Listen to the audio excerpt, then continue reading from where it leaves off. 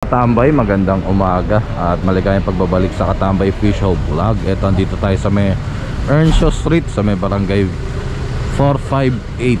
Dito to sa may Sampaloc. At ito, ayan, Bustillo siya mga katambay, no? Doon nakatanggap ang ating MTPBTMU ng complaint. Galing dito sa may barangay. So ayan, nakikipag-coordinate pa ang ating mga team leaders sa barangay, no?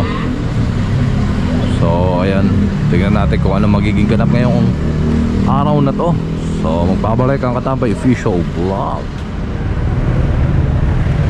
Ayan, dito pa rin tayo sa may barangay 458. So base doon sa picture, ang complaint itong area na to, ayan, dami mga obstruction tapat mismo ng barangay mga katambay. Yung complaint ba ito ay galing mismo sa barangay o reklamo ng barangay? Reklamo ng barangay. Okay, Sila mismo. So hindi nila maano yung yung mga obstruction dito mga katambay. Kailangan pa nilang humingi ng tulong sa ating TMU, no, para maging malinis. Siguro kasama rin dapat dito ang DPS, no. Ayan, ito yata ang chairman.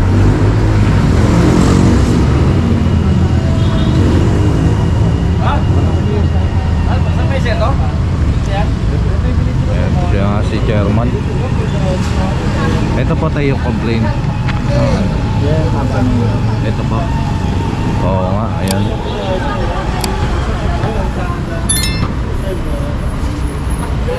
Yung mga 4 wheels tayo, hindi natin po yan. Hindi, tatawag natin para tatawag na lang po ako sa mga enforcer. Kasi nga tri-wheel lang ng mga katambay ang ng TMU. So ito.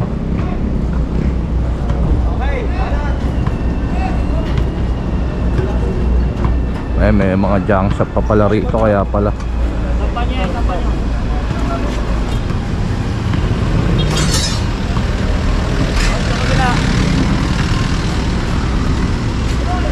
Ito, tingnan nyo naman yung sasakyan yan. Ginawa ng tambakan ng mga scrap metal.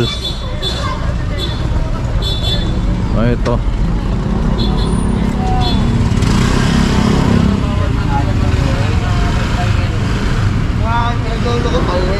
sige na. Uwi dyan pa pa kang pasero eh. Dito nga po kasi Sige na sir, sumama ka na. Sumama ka na. Kasi wala kang lisensya. Alam mo Ayun. naman yan. Hindi na natin natanong. Lisensya yung violation ni sir, no? Wala siyang dalang lisensya. So ito yung nagdi-deliver ng tubig. Yan, merong merong permit. Ayos. Good job, sir.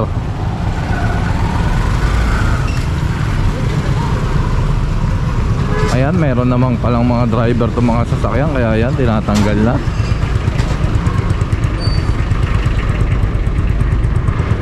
Ito, sidecar. Ano ito? Padlak eh. Dito sa junk shop. Natawag ito eh. Siguro namin yan. Natawag ko na.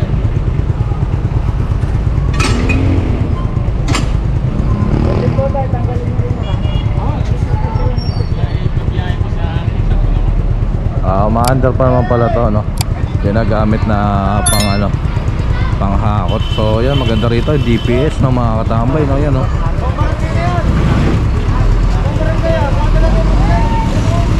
Ibang barangay na rito sa may kabila.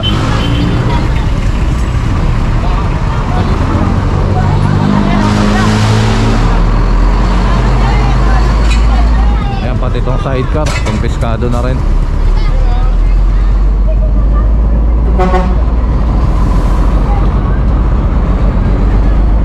Nagkakagulo yung mga tao rito.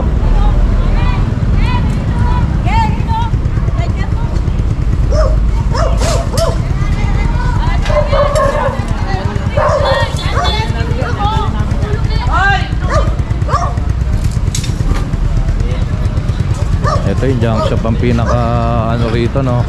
Nagdudulot ng obstruction kasi yung mga materials nila yan talaga nakakalat, naka-obstruct. Yung mga sasakyan nakaalis naman na.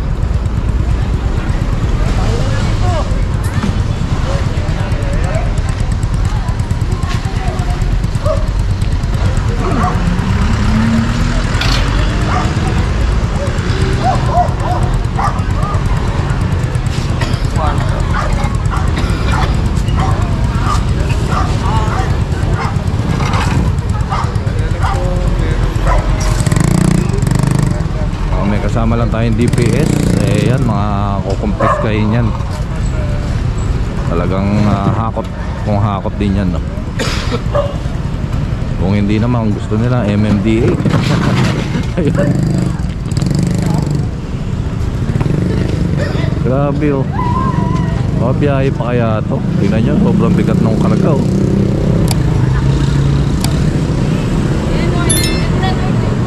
Medyo maayos na.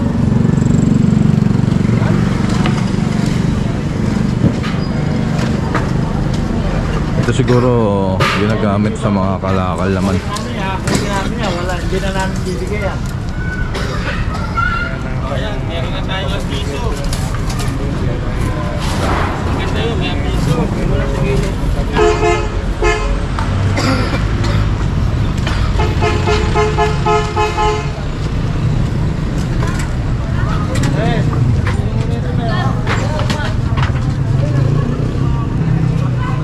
Dati po ba tayo hindi pa nagki-clearing po rito? Ano po? Dati po hindi pa nagki-clearing. Nag-clearing na ho. Nag-clearing na din po dati. Kaya nga tuwing umalis ako, binabiyahe ko na ito. Kakarga lang ako eh. Opo. Thank you po. Ayan ang barangay.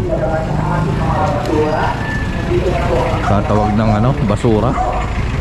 Ay, tingnan natin kung ilan na to.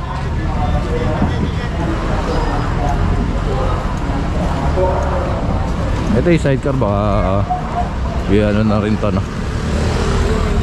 Ay, complain ko kasi rin sir. Ayan, limang tricycle, isang sidecar.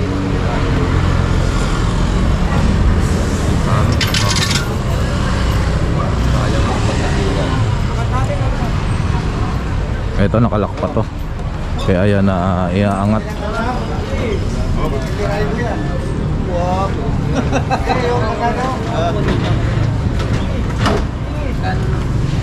Tama ba yan? I-parking mo na. Oo, yan.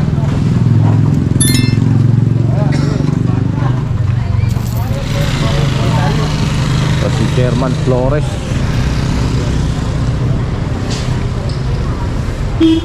Morning, Che.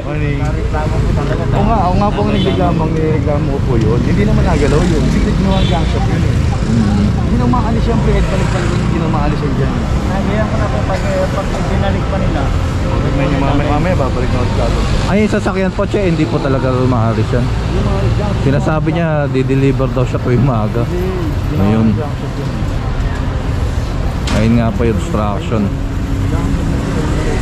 Sobra-sobra na po yung nila, obstruction. No?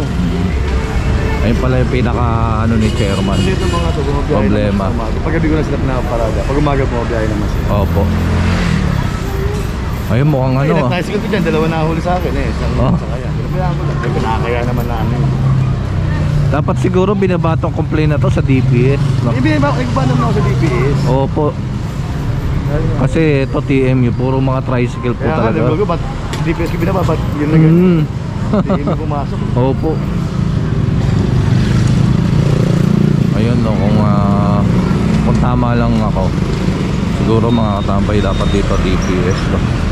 Ang bumaba dito para sa tugunan yung complaint ng barangay. Kasi pinaka main rito yung junk shop. So kung nakita nyo naman na kanina, ayun lang yung property nila, sobra yung property nila, wala na yun no, nasa may lagpas na rin no. So ayan, tingnan natin, kinakausap ni Tatay Joe kung ano ang rito.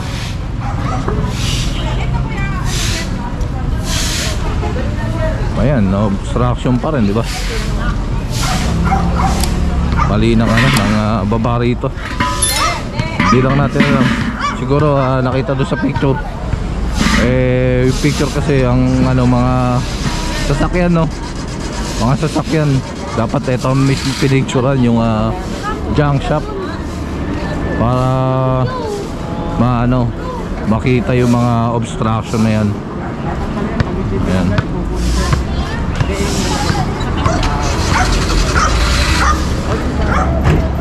Central Market.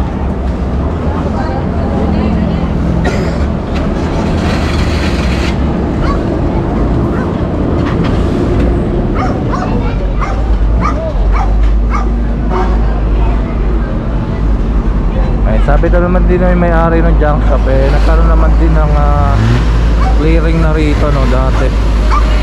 Pero ayun, tingnan natin kung ma-under pa to.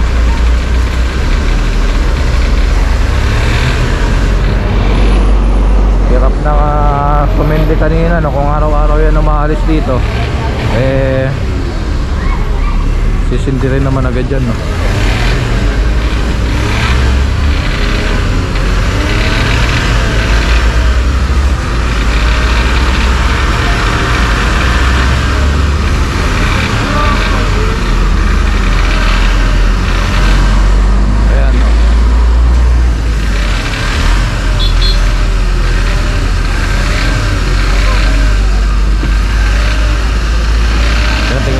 Poste ng ano na Meralco, may lagpas-lagpas na rin sila.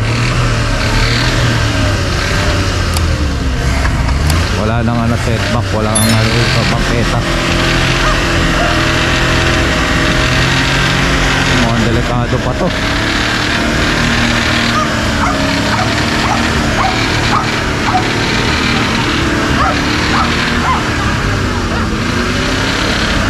Ayan, no. Mukhang hindi araw-araw tumatakbo to, no? Schedule ng araw, sabi ni Opo. chairman. Sinasabi po kasi niya kanina, araw-araw daw inaano niya, nagdi-deliver po. Pero yun,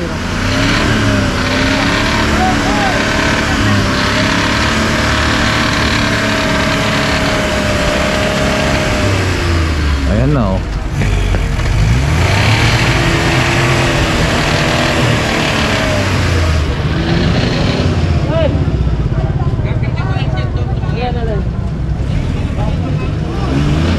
Parang nagkakalokohan na rin mga tambay.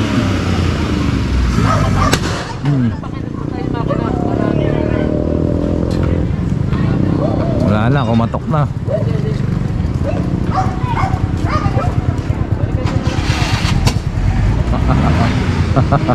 Pumuputok-putok pa, parang pang racing,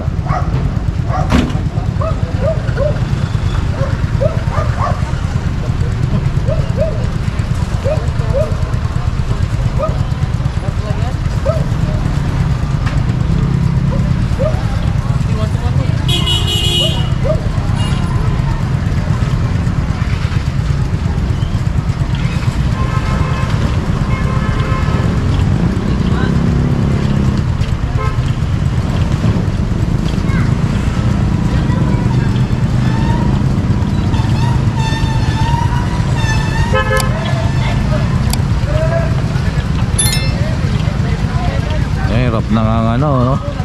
Umatak, dadagdagan pa ng ng mga kargamento.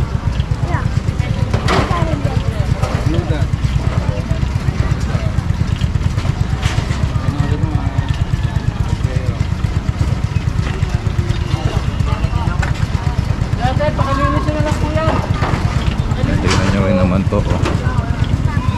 Putik na rin, no? So yan, tama nga yung sinasabi ni chairman. Ayan, magbabalik ang Tambay Fish Shop. So ito, kinausap na lang ni Tatay Joe, itong may-ari ng junk shop.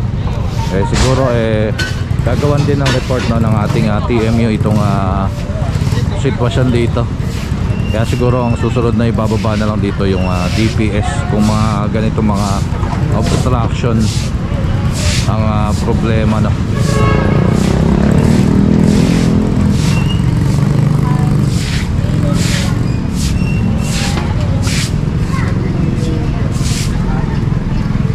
yung mga sasakyan eh napaalis naman na.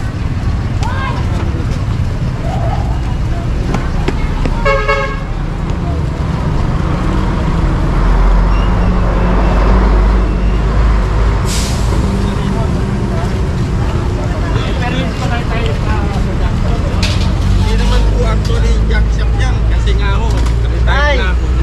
Tay, Ano na lang ako. tay, Po, gaya po na sinabi ko sa inyo. hindi na po na. Huwag nyo na pong ibabalikan dyan. Salamat po na. Bukas o Ha? papalit nyo, wala na. Sigurado po kayo ha. Talaga araw-arawin namin ito. Araw-arawin po namin yan. Ipapadala namin yan dun po sa may balot. Booting out na yan. Jump shot, wala pa pala kayo.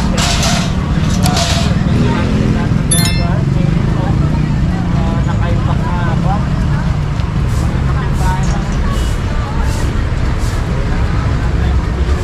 Dapat po may permit yung jump shot nyo. Kailangan, lalagyan tayo ng lugar. Na tayo nagnegosyo, lagyan natin sa lugar.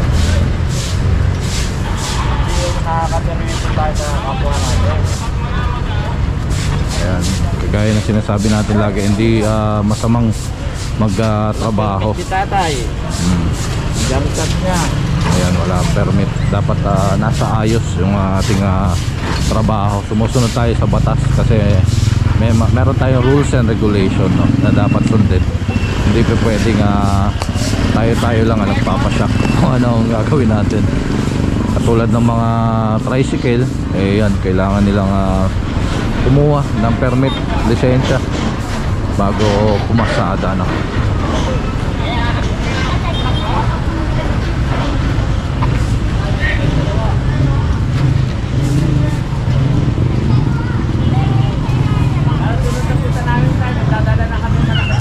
May karga na yung mga yan. Alam mo, kakalisipin na lang. Pagkalit siya tayo. Ano ko lang po.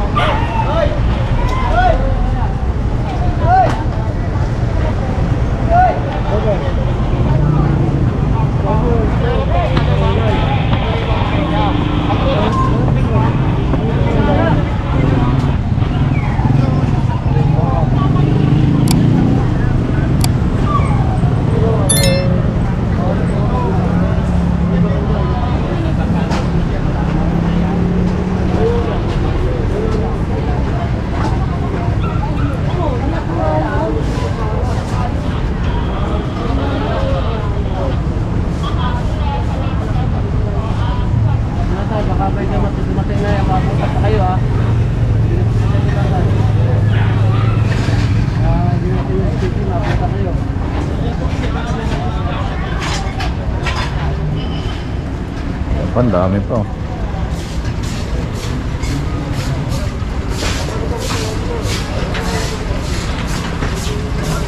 Yan sa ano po kasi iba-ibang departamento makakatambay na sa ating City Hall.